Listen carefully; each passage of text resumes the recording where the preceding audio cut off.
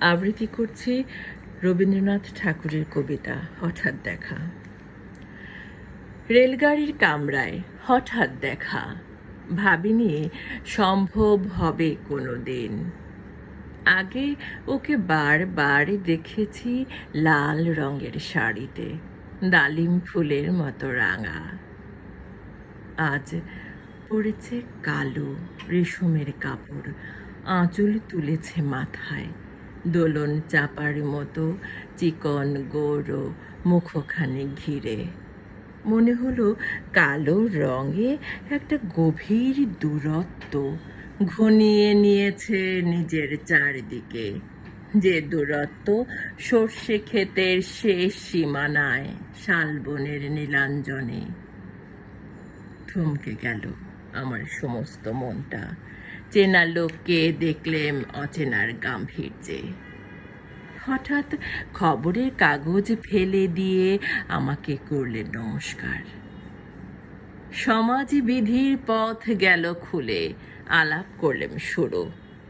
কেমন আছো, কেমন চলছে সংসার ইত্যাদি। সে রইল জানালার বাইরের দিকে চেয়ে, যেন কাছের দিনের ছোঁয়াচ পার হওয়া চাহনিতে। দিলে অত্যন্ত ছোট দুটো একটা জবাব, কোনোটা বা দিলেই না।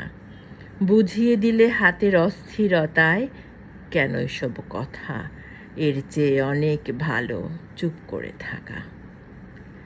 আমি ছিলাম অন্য বেঞ্চিতে ওর সাথীদের সঙ্গে।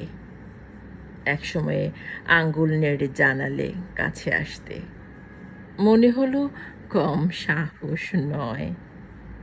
বসলুম ওর এক বেঞ্চিতে। গাড়ির আওয়াজের আড়ালে বললে মৃদু স্বরে, কিছু মনে করো না, সময় কোথা সময় নষ্ট করবার। আমাকে নামতে হবে পরের স্টেশনেই। দূরে যাবে তুমি, দেখা হবে না আর কোনো দিনে। তাই যে প্রশ্নটির জবাব এত কাল থেমে আছে, শুনব তোমার মুখে। সত্য করে বলবে তো? আমি বললাম, বলবো।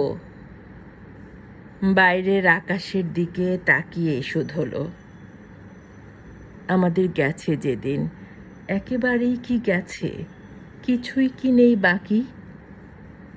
একটুকু রইলেম চুপ করে, তারপর বললেম, রাতের সব তারাই আছে দিনের আলোর গভীরে।